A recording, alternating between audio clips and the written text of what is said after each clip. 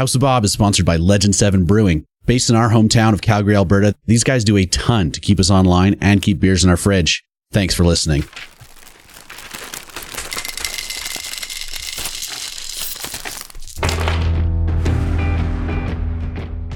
Last time on House of Annihilation, the crew of the High Havoc, with their new ally, Krait, cleric of Dendar, the Night Serpent, moved towards the Tomb of the Nine Gods, confronting an ancient enemy, Kozef, Wizard of Thay.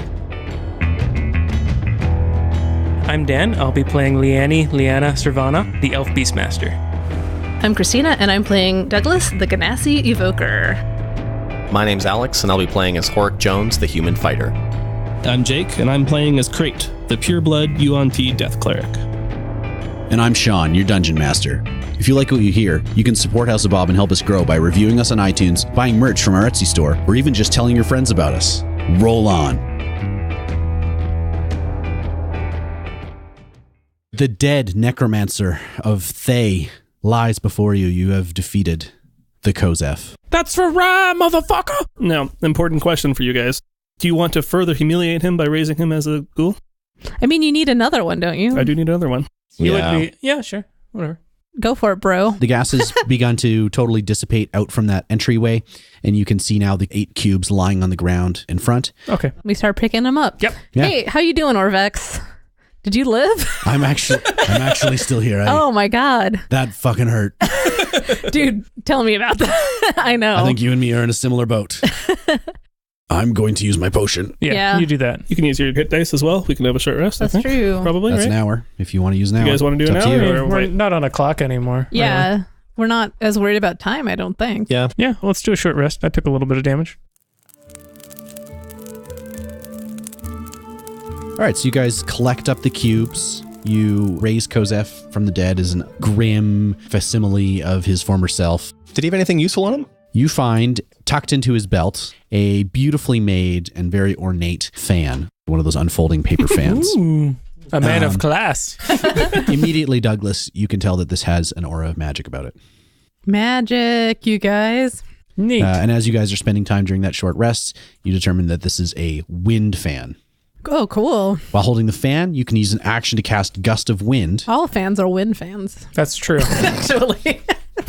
Even though it can cast that spell, it is highly advised in magical circles to only use it once a day, because each time it is used on the same day, it adds a cumulative 20% chance of not working and tearing into a useless non-magical tatters. Okay. Looking at it, does it seem like it's been used today? No. Awesome. You can tell that it's still full of its magical energy. Additionally, the wand that he was using, you can see is this long, spindly black wand. Attached to the end of it is a gemstone with these fine black metal legs coming off the gemstone in the style of a spider. This is a wand of web. It has 7 charges. While holding it, you can use an action to spend a charge to cast web. Cool. So yeah, you guys have collected these magical items off of Kozef. You've animated him into a shambling corpse, and you've healed yourselves. Orvex has healed a little bit. We now have all 9 cubes. You're in front of what you believe to be a false entrance to the tomb, and you have hidden another tunnel off to the side so that Kozef did not discover it. Hooray. So, show me this hidden entrance of yours. It's just right over here. It's not very far at all. Literally 15 feet to the side. Yeah.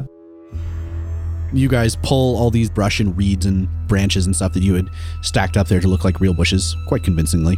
We're so smart. There is a 5-foot wide tunnel dug into the wall. Along each side of the tunnel, like a gallery, are these statues dedicated to the trickster gods. As you walk in with the cubes in hand, you can see that with each statue you pass, Moa the Jaculi, Wongo the Sioux Monster, they ignite these little oil braziers in front of them. Next, you go past Ijin and Obalaka, again, ignite. Papazodal and Kubazan, ignite. Nang Nang and Shigambi, ignite. And then as you reach those last 2, the wall, the dead end at the end, deteriorates into magical dust. And the 9th and final statue of Unk, the flail snail, with its own... Don't mess with flail snails. I didn't mess with them. I can laugh at them, though. With its own brazier in front of it, ignites. And around the neck of the flail snail, there is a golden amulet. Ooh. Totally plain, unornate, just a golden disc about 1.5 inches across attached to a golden chain. You can definitely tell that this is magical. Guys, this is super magical. I'm just trying to follow the Instructions we had. The enemies oppose, one stands between them. In darkness it hides. Don the mask or be seen. Speak no truth to the doomed child. The keys turn on the inside only. Haven't seen a mask. No. Well, we should probably examine this amulet. Yeah. Yeah. Go for it. Great. I'm not the magic one. Yeah, You you're got the magic? What are you talking about? It's divine power given to me by Dendar. Oh, God. I just walk up to the thing. Yeah, so this amulet is definitely magical.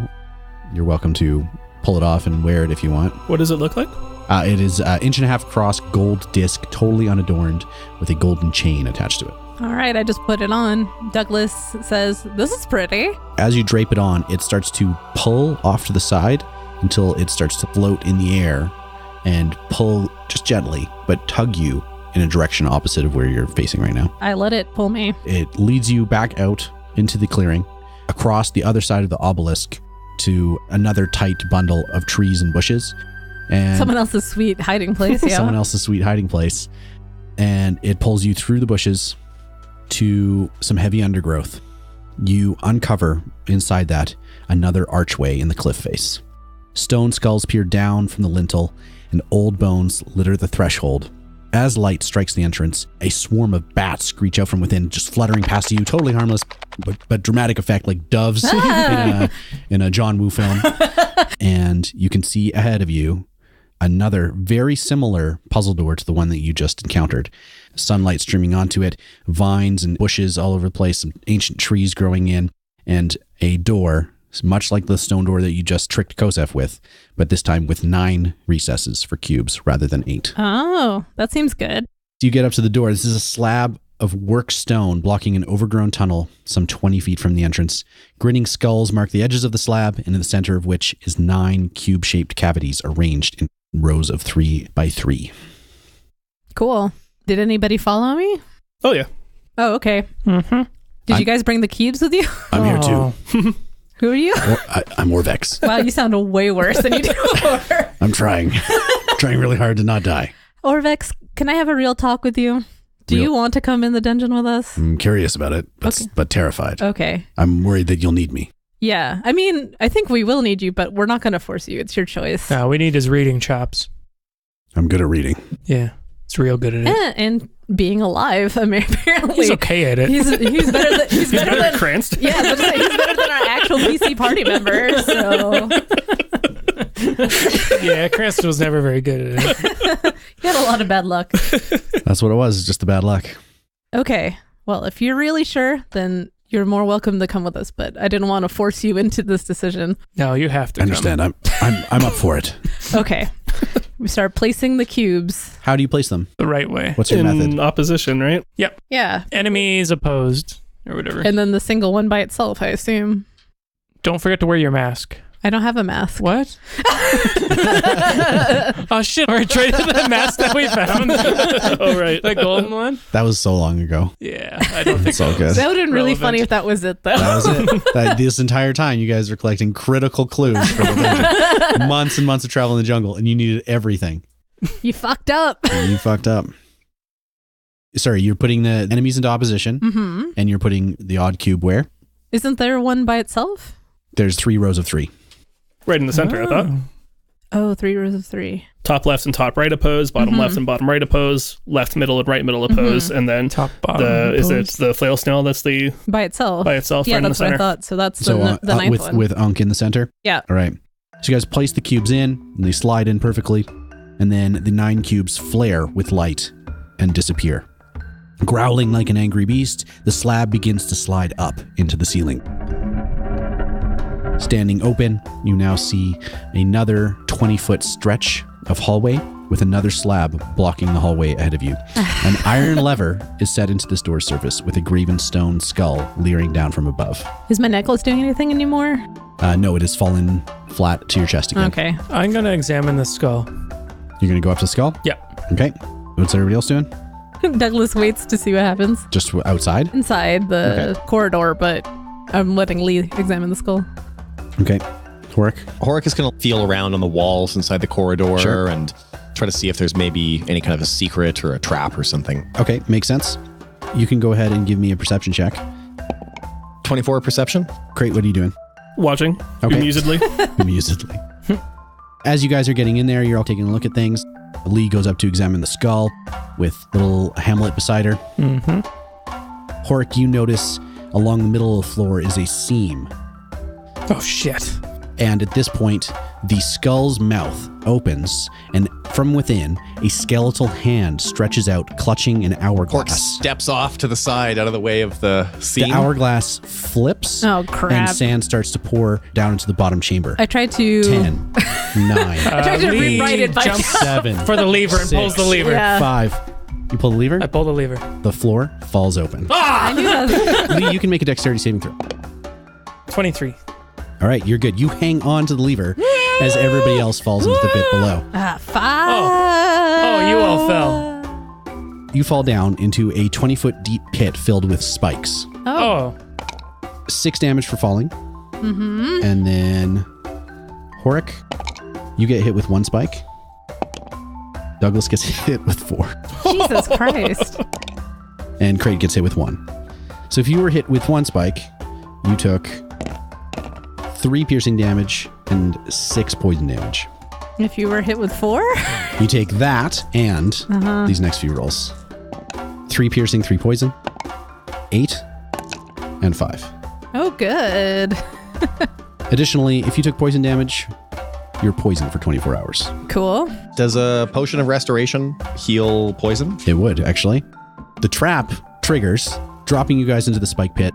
Lee is clutching onto the lever, and at the same time, the door that the lever set into begins to rise, opening into the next chamber of the tomb. We did it. You're in.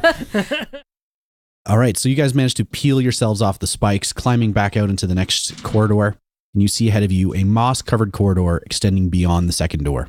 Tree roots hang from the sagging ceiling, and the air reeks of rot and damp. Mm-hmm. Ahead of you, there is a bas-relief carving of a bearded devil's face adorning the wall on a T-shaped intersection. I'm not going to go near it, you guys. That does seem bad. The devil's open mouth is a well of utter darkness. And you said it was a T intersection, sorry? It is a T intersection. All right, we'll have to wait to merge. Yeah. So, you guys are here. You're in the dungeon. I think you've so far have experienced a couple of traps. This Yeah. is true. Do you learn from your mistakes? No. Yes. Well, we have a wand of find traps. The Wand of Secrets has 3 charges. You can detect a secret door or trap within 30 feet of you, and it regains 1d3 charges daily. I feel like we should do perception checks first and then see. Yeah. I like the sound of that. Mm-hmm. I perceive. Is that going to be kind of a system going forward? You guys are Yeah. looking around before you move forward kind of thing? Yeah. Okay. We learn from our mistakes sometimes. Sometimes. 20 for Lee. Okay. 18 for Douglas. Okay. Tell me about where and how you guys are looking, even if you're just doing it from where you're standing. What's your methodology? I'm just looking at the walls because the walls always seem to be a thing. Sure. I'm focused on the floors now. Okay. Floor and ceiling. Yeah, Horrik is also worried about the floor, so he's taking his mace and like tapping at tiles and Sure. ahead of him like a seeing eye stick. Sure. Krait can take ceilings, because he can walk on walls, so he he climbs up to the ceiling and walks Doesn't along mean he from the has. top. Yeah, he's just showing off now. I get a different view from up here. All right. So you guys are inspecting this hallway and you see that there's this moss hanging on the wall and these leaves and tree roots and stuff like that. And you can see that obscured in between them, there are these tiny little holes in the walls. And then along the floor, you see that there are these irregularities in the floor tile patterns that reveal that there are definitely some pressure plates kind of randomly placed around the hallway. Mm-hmm. You think that either you could walk around them, wedge them open, or plug the holes, and any of those things might work. How long is this corridor altogether? 40 feet. I think we'll just avoid stepping on those stones. Mm-hmm. And this guy can walk on walls, apparently. You guys move up to the devil face. It's this big 8-foot tall floor to ceiling bas-relief carving. The mouth is gaping, huge, about 4.5 feet wide, and it's completely, utterly black within it. To your right is a hallway that continues out to, you can see a railing in the distance where it starts to open up into a wider space. To your left, there's a grate on the floor. You hear the sound of moving water through it. A crystal window, about 8 feet by 8 feet, set into the dead end down to the left. And lying on the floor, slumped up against the wall, just about 10 feet away from you, near the grate, is this big metal-covered body. It looks to be a humanoid body, covered in these plates of steel and iron and like armor and wood. Yeah, it looks like a suit of armor or something. Okay. Lee, poke it. No. Poke it. You said there was like that big mouth that we couldn't see into? Yes. Okay. I'm going to turn on my flame sword. Sure. It casts a light 40 feet in front of me. And it, whoa. Yes. And so, bright light. And as you hold the sword up in front of you, just as a torch, yeah, the wall of darkness that is this devil's mouth is completely impenetrable. You can tell that it's permeable, like you could step through, but it's completely black. It's magical in nature then? Yeah. Okay. Everything here is going to be magic. I mean, there's a dead end to our left, right, with the armor? With a big crystal window, man. a grate on the floor, and an armored humanoid. There's a grate, so we can actually go across it. Yeah, it's just an iron grate built into the floor, and you can hear rushing water through it. Probably check out the dead end first, I would think. Yeah. Okay. Do you check out that body? Yeah. I poke it. It does not move. It kind of slumps like a dead body would. And you can see that it's not actually armor. It's metal and wood all kind of fused together to create like a humanoid body. Like a golem? Yeah. Yeah, sort of like a golem, but you've not seen anything like this style before. It has like facial expressions and features, but there's all like these metal components that make up its face. It looks like the jaw hinges. It could speak. There's these little orbs as eyeballs. Very odd, very strange. And you see mechanical. Clutched in its arms is a bag. Douglas opens the bag. Douglas opens the bag? Yeah. Oh, no. Inside, you see a leather-bound journal and 16 gold bars. Wow. No wonder they needed a robot to carry this bag. Well, I read through the journal. I skimmed through it, I guess. You open it up. And the first page says, "Herein are the adventures of Baelor the Overladen." Oh, this makes a lot of sense. You're very overladen. And did he give him, I wonder, the name after he got all the gold bars? You can see that Baelor is written in one color of ink and the Overladen is written in a different handwriting. And added it later. And is written in like a red, rusty brown ink. Like blood? Maybe. What's the story with this? Some kind of crystal ornament or something on the wall? Creepers and vines cling to the walls of this corridor, and at the end there's this arched crystal window 6 feet wide, 10 feet high. Through it, you can see a dark chamber on the other side. The crystal itself is maybe an inch or two thick, or probably not even that, maybe an inch thick. And through the other side, you see a huge vaulted tomb with overgrown moss and creepers all over the place. In the center, there's a stone sarcophagus on a stepped dais in the middle of the floor. On the wall behind the sarcophagus are 2 large statues of bears gripping a 5-foot diameter bronze disc embossed with a dozen glaring eyes. To the left and right of the sarcophagus, on thrones, are 6 desiccated corpses in niches along the walls. Each corpse wears a black mask made of paper mache and feathers. We do need masks. There's a lot going on in that room. Yeah. So sarcophagus in the center, bronze disc behind it held up by 2 bears. The disc has eyes engraved into it. And then 3 corpses on one side, 3 corpses on another, all wearing black masks of paper mache. It's funny, we can tell they're paper mache from all the way over here. Some high quality masks. Do we want to get in there? Because, I mean, I could use the water and smash it. I don't know. They died in there. Well, they may not have died in there. They could have just been buried in there. It's the most interesting thing so far. It's definitely, well, no, I would say the impenetrable black mouth that we saw is also pretty interesting, but it's the most seeable thing that we've seen so far. I vote yes. Yes? All right. You guys, I just need one more vote and I'll start doing it. Sorry, what are you going to do? I'm going to use the water underneath. To like bring it up and then use it to strike the glass? That's correct. Water bend it up? That's awesome. I'm for it. All right. Okay. I use shape water. Mm-hmm. What I want to do is like kind of make it into almost like a lance point. Yeah, sure. And like shoot it right at the glass. Okay. Go ahead and make an attack roll against the glass. All right. 19. Yep, that works. Roll damage. 14. The lance smashes into it, and cracks start to spider web throughout the entire crystal. Mm-hmm. I hope this was a good decision, is what I say as I throw it. I think we're onto something.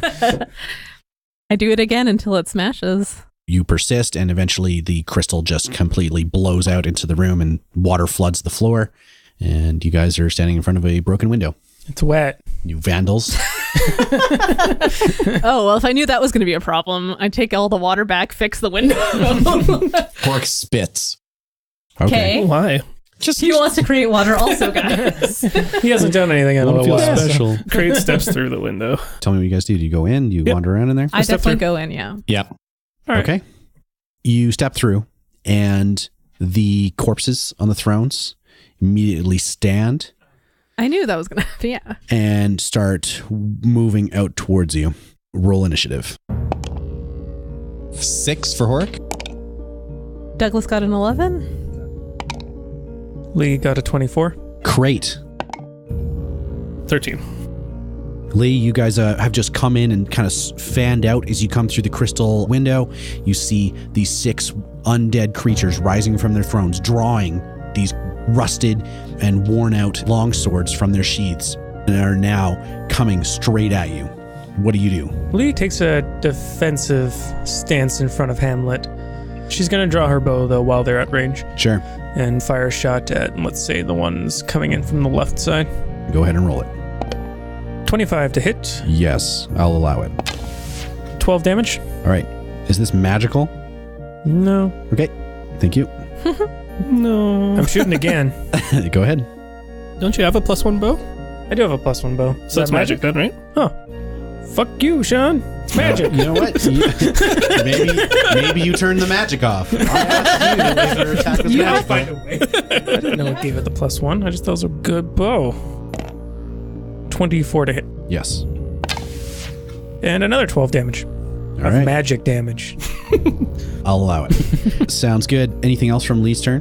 Any movement? Any bonus actions? Any animal companions? No. I'm just going to leave it as is. All right. These whites move forward and start to surround you. I'm going to move in on Horrik Jones with that closest white. So this white with his longsword in 2 hands is going to make its first attack against you. You can see this black energy start to whoosh into the sword as it strikes at you, and you feel this cold start to leave your body. That is a 13 to hit. Not enough. Do you want me to turn my flame sword on and warm you up? You sidestep past the dangerous attack, and it goes to hit you again, missing. Second white is going to move up to you as well. 17 to hit. That hits. Okay. This one is going to do 5 necrotic damage. Oh. We Make a constitution saving throw. 12. Your hit point maximum is reduced by 5 Oh, shit. Permanently? until long rest. Or if you die. And they come back. The far one back there will rush right up to attack Lee, coming right at you. First attack is a 10. No. Second attack is a 15. No. All right. So aggro. White number 4 will come and attack the person with the shield. That's great. 11. Nope. And 11 again. Yeah, walk away. The white number 5 will come at your ghoul. 7. Nope. And 20. Yes. Okay. So that's a hit with the longsword. 4 damage. Very well. Final white comes forward, attacks the Kozef guy again with a 24 Oh, shit. and a 15. Yes. Okay. So we take 7 and 5. Was F dead again? Nah. Not yet. He's seen better, but Krait, it is your turn. He dies again. Can you bring him back? assuming the Again? body isn't destroyed. Nice. Even if he's missing a leg, Kosef would still be pretty cool. I used all my 3rd level spells, so we'd have to bring the corpse with us. We got that corpse, I'm not ruling it out. corpse backpack, so. Okay, well, I'll start with, I'm going to cast Bless on you, inferior beings, because you need it. Thank you. I mean, that's rude, but thanks. So you're not talking to me. So. All right, you don't get the bonus then. I'll do it on my ghoul instead. Horrik, Lee, and Douglas. For the next minute, you add a D4 to every attack roll and saving throw. Oh, shit. Dope. And then I will instruct, as my bonus action, Kosef to just bite at the guy in front of him. Okay. 15? That hits. Nice. Biting the white. White in his ass. I like that. Thank you. 7 piercing damage. Okay. Douglas. Okay, Douglas is going to cast Snylock Snowball Storm. Yep. And I'm going to actually remember to use my magic shaping, not to hit my party members. So I want to cast it right on the edge of the sarcophagi, closest to us. What's the radius on it? It's a 5-foot radius from that, a sphere. Oh, okay. So it'll hit 3 of them. Okay. Yeah. Sounds good. Each creature within a 5-foot sphere must make a dexterity saving throw. 15, by the way. Whites can't be very dexterous. Whites We're can't not. jump. That's pretty good. One of them made their save. Okay, so he's going to take half. 12 damage. Okay. Nicely done. A few of these snowballs slam into the whites, and they, being from a jungle environment, they're so confused. Snowball fight! Next, we have Horrik. Horrik Jones over here, surrounded by 3 ghouls. Horrik is going to attack the one directly in front of him. The one on your left is also injured, in case you're curious. Oh, that's okay. I'm just saying. That's okay. He's going to clean up. That's Yeah, what Horrik's going to attack gonna sweep the the one leg. directly in front of him with Bob the Battle Axe. Yep. You get a bonus D4 on your attacks right now. Oh, yeah, I did too, actually. No, not on damage, just on Oh. an attack roll. So that's 22 to hit. That No, hits. that's It hits. a lot more to hit. It hits. That's many to hit. Yeah. Okay, this is going to be a sweeping attack. Yep. When you hit with a melee weapon, you can expend 1 superiority die to deal damage to another creature within 5 feet of the original target and within your reach, equal to the number you roll on the superiority die. Okay. So I'm also going to attack this guy while I'm at it. First, I'm going to do my damage to the white directly ahead of me, which is 10 damage. Yep. And then to the one to my left, 7 damage. Nice. Next, he's going to attack with the boar mace. Oh, I guess I attacked twice with Bob the Battle Axe. That's a 23 to hit. Hits. 13 damage. Okay. We're going to make that a trip attack. Oh. So it's another 3 damage. And he has to succeed on a strength saving throw. It's a DC 15. Fails. And he's knocked prone. Bitch. And your bonus action. Bonus action is going to be the boar mace. Okay. Chop off his head. Same guy. Yeah. So then you get advantage. 23 to hit. You hit. 6 damage. All right. Fighter coming into his own over here. Orvex now. Orvex is going to shoot the white that is just in front of him and ahead of Horrik there. Natural 1. Oh, Yikes. Shooting Horrik in the leg. I'm trying. As he reloads another bolt. we believe in you, Orvex. I shout from my side. Stick to your I reading. really appreciate that. It is Lee's turn. Back to Lee. So you've got a white right in your face. You're currently Yeah. wielding your longbow. I drop the longbow and pull out Flameo! Flame on! So I'll attack the one in front of me. Do it. 22 to hit. That hits. 12 damage. Keep going. 25 to hit. Hits. 14. And then I think I'll have Hamlet attack as well. He gets advantage when he's like right next to me. Yep. Okay, he's gonna miss with that one, and he's gonna miss with that one. Cool. Missing all around. Don't worry. It looks like you guys have done a significant amount of damage to about 50% of these undead monsters. Number 1 is going to attack Horrik. A miss and a miss. The other one stands up and attacks Horrik with a 15 to hit. That just hits. 4 necrotic damage. Make a con saving throw. That's a natural 20 anyway. Ooh, your hit point maximum is okay.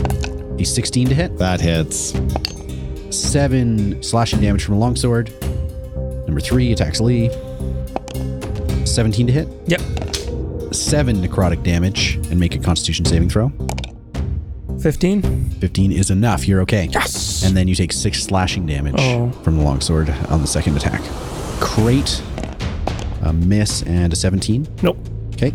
And then this other white will switch its attention to you. 20 to hit. Oh, yeah. The longsword, 6 slashing damage. And then your ghoul. Does an 11 hit a ghoul? No, just miss. All right. That's my turn.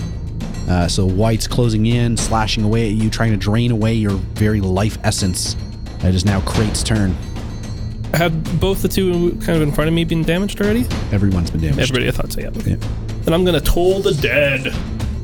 Bong. Bong, quite literally, is the description in the spell. A dolorous bell like echoes in the room.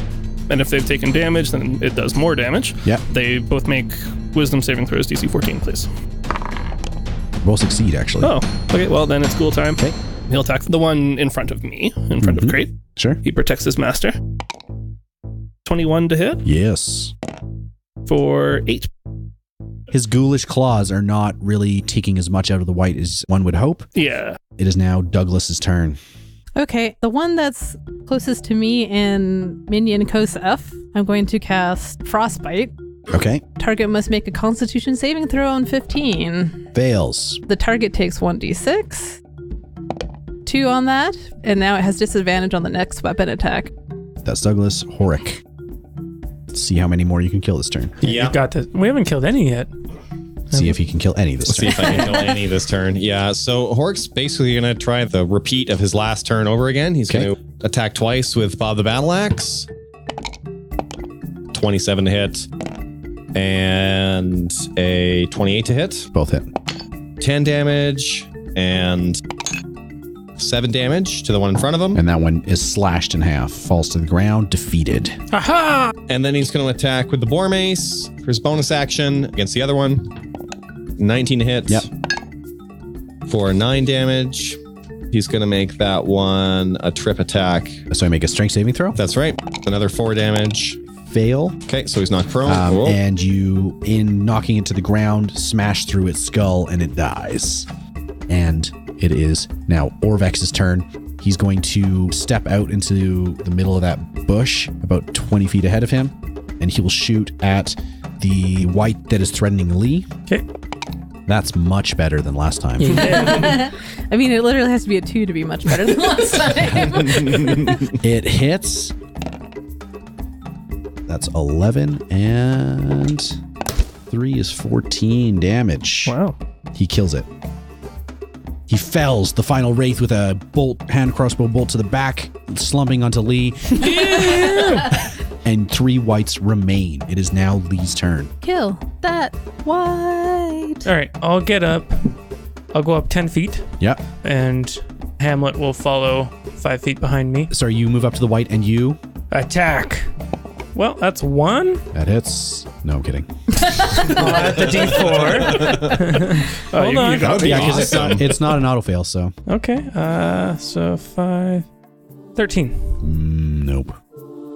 close. All right, I'll attack again. Pretty close. It just glances off the White's armor. Well, this one's definitely going to hit. Yeah, 28. Hits. That is 18 damage. Holy shit. Holy shit, indeed. Do you want fire separate, or does it matter in this situation? This situation doesn't. I'll Okay. let you know if I want it specific. Okay, and then Hamlet's going to take a little bitey bite. Oh, he has advantage too. 21. You're good. And he does 10 damage himself. You mean 5 damage. Oh. Unless He's magic. is he magic? Yeah. Okay. If you, He's magic to me. Yeah. that makes it the White's turn. That one's going to turn and attack Lee. He misses with the life drain and gets a 17 with his longsword. Yep. Ooh. That's a max hit, 12 damage. Oof. Owie. Next one's going to attack Krait. Misses with both attacks. And the last one, disadvantage on his attack, is going to attack the Ghoul Kozif. Miss and miss. Yeah. Debuffs. And the Whites attempt to fight back, but they can see that it's a losing battle. However, they're mindless, so it doesn't matter. Krait, go.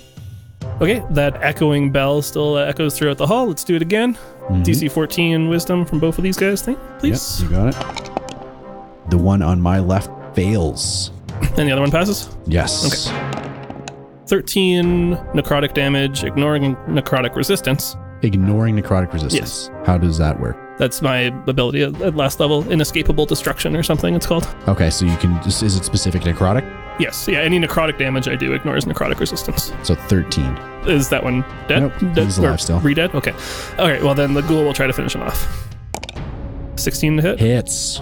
Oh. You get to roll 2d6 on the ghoul. 2d6 plus 2. 13 Wowzers. damage. That does it.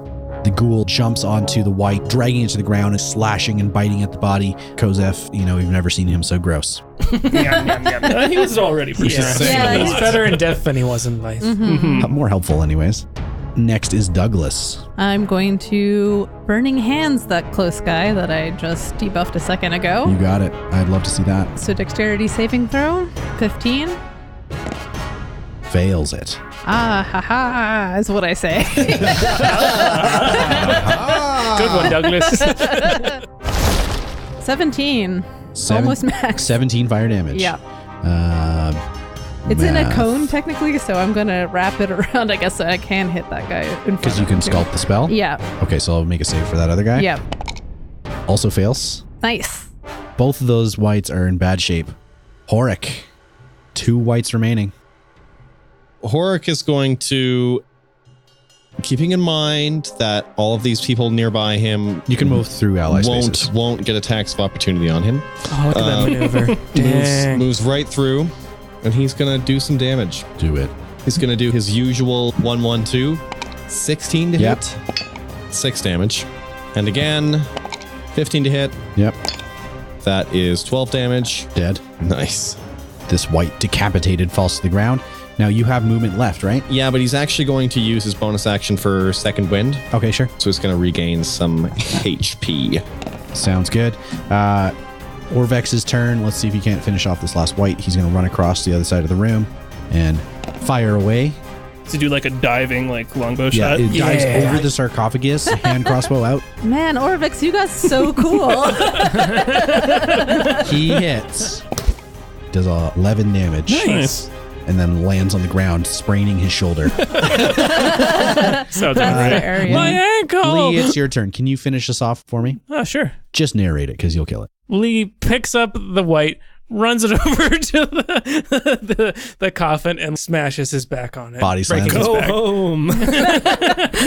This is where you belong. Yeah. Boom. Yeah, with one badly damaged white left, you guys have no trouble cleaning it up. And you now are standing within this tomb with a sarcophagus in the center and a large disc with these embossed eyes, which you now see are flitting around the room and following you, Oh. watching you as you move around the room. Yucky. I would like to do a perception check on the sarcophagus. Do it. Just a 10. The sarcophagus is engraved with images of Zorbos, which are the small, feral, bear-like creatures. Right. You remember this guy from the myth that Orvex keeps repeating to you as if that's the only thing he knows how to say. He said some other things. Orvex. Oh, Balaka, he's the Zorbo. The key turns from the inside only. He just turns into a parrot. Krait is swatting at the little eyeballs that are floating around him. Well, no, it's those eyeballs are on the disc. Oh, sorry. I heard they came off and started floating around. Scratch that. He's just having hallucinations. Not everything can just go on the wall. Great. Dendar, is that you?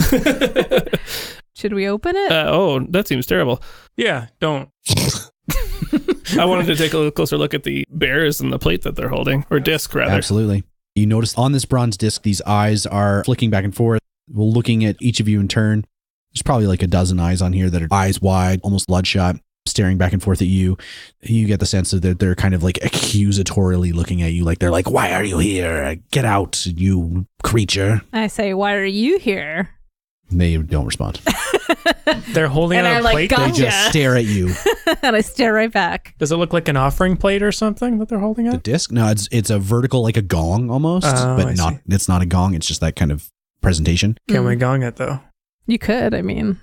I can pretty much gong anything. Yeah. If it's a vertical disc, you can gong it. As the old saying goes. The bears, however, look more like sun bears. What's the significance of that? They're just not Zorbos. Oh, sun bear is just a kind of bear. I was thinking like Yeah. some fantasy thing. Yeah, me too. I was like, whoa, do they radiate like light? No, they don't. They're just a bear. They're just like small brown bear type bears. Okay. They're not doing anything? They're Just just a bear. statues. Okay. I also want to do a perception check on the masks that those whites were wearing. I want to figure out if they're part of like the lore thing that I we think were we're kind following. of past that now, but you can You You check don't know that? The clue thing? Yeah, the clue thing. So what does the clue thing say? Don the mask or be seen. We're being seen right now for sure. Yeah, exactly. Ooh. I put on a mask. So you take the mask off the white and put it over top of your head. And Cristina just jumped out of her socks. I'm just kidding, Douglas. Just Haven't we been through enough, Lee? You slip the mask on, and the only noticeable difference that you see, Lee, is that the eyes don't look at you anymore. See, I told you. all right. Everyone grab a mask. Yeah, I grab a mask, I put it on. I'm like, Yeah. this stinks. It does smell kind of bad, but Same. you notice that you guys are no longer being perceived by the disc. Cool. Horrik wants to gong that disc. Gong it. You do Bro. so. He pulls And- out the boar mace Yep. and gongs it. I'm going to assume you hit it pretty hard because you're a big guy. Oh yeah, real hard. And you dent part of it. Take Well, that, stupid eyes. Horrik just kind of brushes the bit that he dented. That ain't gonna buff out. No. Krait, are you also wearing a mask? I take a look at it as I pick it up. Can I roll like a divinity check to see if I know anything Religion about check? this? Yeah, religion check, Sure. sorry. Yes. Yep. 21. You know that from the Omuin tradition that these are a death mask that would be worn by people when they're buried Right. or laid to rest. Or not laid to rest in this Or case. not, or instilled as undead defenders of a Yeah. sacred sarcophagus. Maybe we can trick whatever's in there and say that we're part of his posse. Okay. Great. Puts it on as well. Sounds good. Is there anything interesting about the thrones or they're just thrones? No, they're just thrones. Okay. Yeah. Then we gather around the sarcophagus All right. and decide what to do with it. Push the lid off, I'm guessing. Oh yeah. Okay. I'm ready in action to We could- thrust my sword into the heart of something there. We could also stand back and I could have my ghoul. Oh, Open it. yeah. Or have Go, Kosef Kosef, open go, it. Kosef, go. I think that's a good idea. I step back. Don't want to kind of plunge my sword into the heart of something. Have your longbow ready at the very I least. guess. Yes. That's no Orvex fun. also puts on a mask and you guys are doing it. Did you put a mask on Kozef? No. Okay. Mask on Hamlet. Okay, then. There you go. No, we'll leave it on. Leave it off Kosef because then we can see if What something happens? would affect him that is Sure. not affecting us or Right. whatever. Okay. We'll get more information, and So- then I instruct Kosef to push. You instruct the ghoul to go up and push the lid off, and it puts both hands onto the sarcophagus lid and shoves, and it's like frozen in time. Nothing happens. There's not even a smidge of dust that falls from the sarcophagus. Wait, But so does he didn't move it? successfully move the top of it? No. No. I mean, I didn't think he was very strong. Maybe the eyes are stopping him. Are they looking at him? Even with his ghoulish undead strength. The eyes are not looking at him. No. Horrik, seeing someone trying to do something that requires a lot of strength, can't help himself. Yeah. And he steps up and goes to push the same top of the sarcophagus. And as soon as your muscly form starts shoving on the sarcophagus, it just slides off to the I side. think it's the mask. Oh, yeah, or an undead Horrik thing. does a big flex and kisses his bicep. Within, in a dusty pile inside the sarcophagus, are the bones of a small bear-like animal. No. A ring, golden, engraved with some shields, lies on top of Can I inspect the ring? it. You pick it up. Don't pick it up. Yep. Inspect All it with your eyes. As you pick up the ring, the dust around swirls into the shape of a small, feral, bear-like creature and billows towards you with a ghostly roar. Make a Hug check. charisma saving throw. 7. Okay. Let me give you this slip of paper as the spirit Uh-oh. of Obalaka begins to inhabit your body. Oh, Oh, shit. no. Okay. You can feel the spirit wrestling within your own mind and conversing with your subconscious. Obalaka the Zorbo is nervous and obsessive.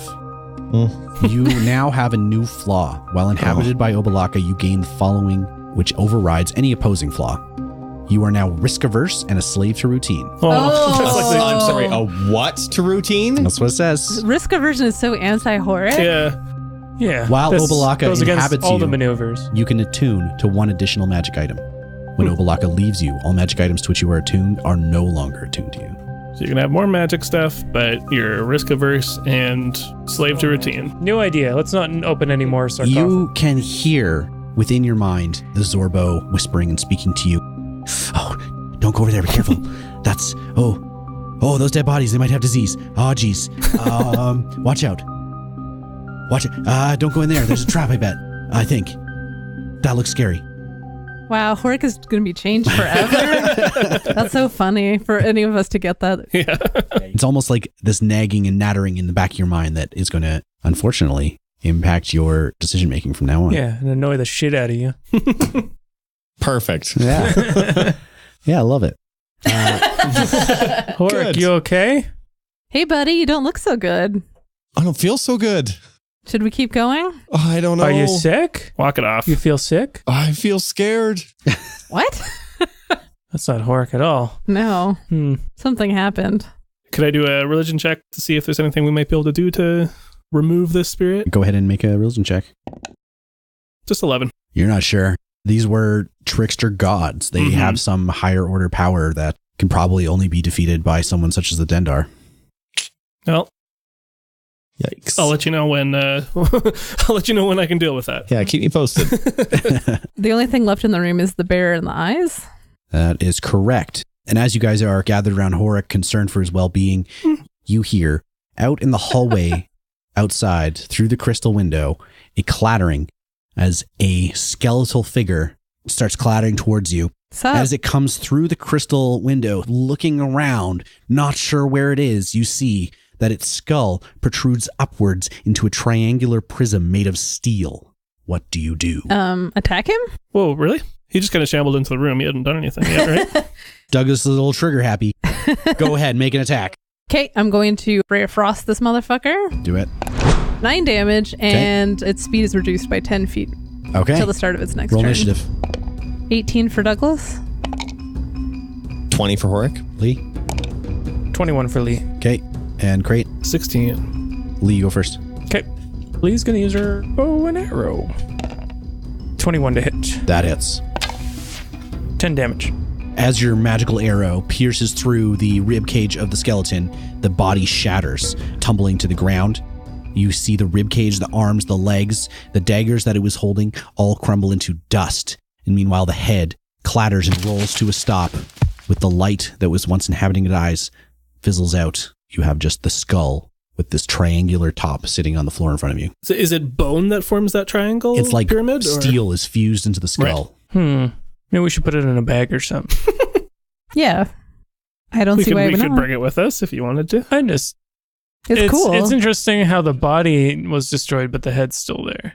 Yeah, that's true. Is there any magic? Can I sense? You detect magic, or do you do arcane check? Just arcane check. It was inhabited with necrotic energy, but it's not presently doing anything magical. Yeah, I tell the Kosef Ghoul to pick it up and carry it with us. Okay. He's hanging on to that. I don't know Skull. what happened. It's kind of It's just cool. kind of a cool looking skull, Yeah. I guess. You look back down the hallway through the crystal window. You see again that there's that grate on the floor. Beneath that, you can see some muddy flowing water. There's the dead body of that metal man leaning against the wall. Baylor, the overladen. And further down the hallway, you see there's the railing that extends out into an open space. I guess that's our next go around is that fucking Oh yeah, there's also dark that. mouth. There's also that green bearded devil. Yeah. Oh, mask. I thought that's what you were talking about. Yeah, there's the bearded You devil could go statue. past. And then past That's on the wall, kind of to your left, and you can go past it out to this open area. I really don't like it, to be honest. What would you do about it? Would you go in it? The mouth? Yeah. No, that's what I'm saying. Well, I mean, like normally, yes, if I could see like more than a foot in front of me. Horrik, take the lead. No, Horrik is feeling like maybe he should take up the rear. I put out my hand for Horrik. You need me to hold your hand? Horrik holds Douglas's hand. We walk He together. feels a little scared. I pat his hand as we walk. More scared than usual. Yeah. I toss a rock in the bearded devil statue. You see no result. Hear no result. Does it pass through, though? Yes. Okay. I do not want to go there. So clearly not. All right. I'm going to tie a rope to Krait. And then Krait goes in. And then... Krait casts inflict wounds. Now, guys, we don't need to do this. Stop struggling! Let's just Let's go check through that other door. Yeah. Oh, okay. Check out the next area. You know we're going to have to go through that mouth eventually. Maybe. There's a lot of rooms in here, I'm assuming. All right. I'll make some perception checks. Looking for traps and stuff. Okay. So this is what you guys see next. Out ahead of you, a grand chamber opens ahead, 50 feet across and plunging down into darkness below. You are on a stone balcony rounding around the walls to connect 4 archways. There are other balcony levels visible below, with corridors radiating off in all directions. To the north of you, a stone staircase descends to the lower levels. There's an opening immediately to your left, ahead of you to the left all the way around the railing, and across from you, a 10-foot wide opening going off into the darkness. You can vaguely see down maybe 100 feet below you, just it's so dark because it's now totally underground. You can kind of almost see the tops of these formless statues from where you were looking. You can see the railings of the levels below you, and you see that on the level just below you, there is devil faces engraved into all the walls. Always the devil faces. It's dark in here. And you can see 80 feet. So below that, the railings have this oozing fungal growth on the railings. Gross. Mm-hmm. The railings on your level are human skulls on each pedestal. Of course. It's just like a necromancer's like wet dream. His dream house. I'm moonlighting as a interior designer. And I thought skulls. Skulls, devils. Skulls, now hear me out. Devils, ooze.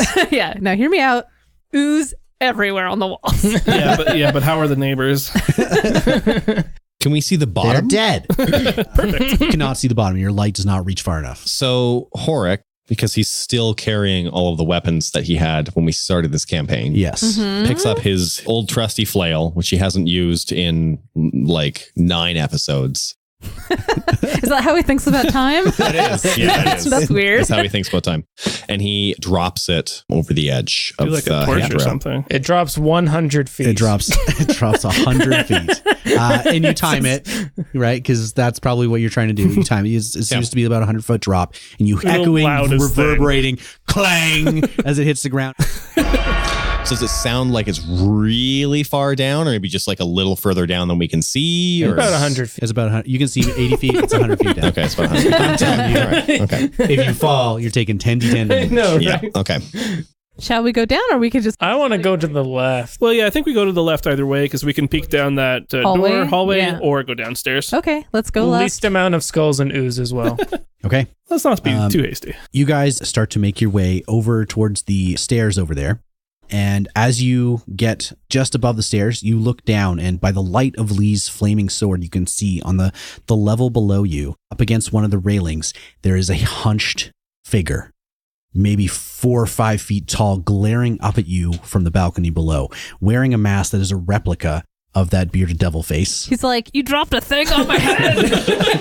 Horrik tries to like hide behind Krait, but he's way too big of a man to hide behind Do you have anyone. any idea what time it is? It stares up at you for a moment What's up, without bro? saying a word, and then steps off to the left, and it disappears completely out of sight. Bye. Yeah.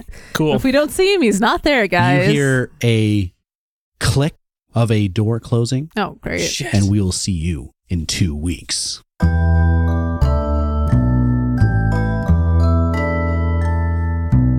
The music in this episode was produced by Kevin MacLeod of Incompetech.com and is licensed under Creative Commons by Attribution 3.0.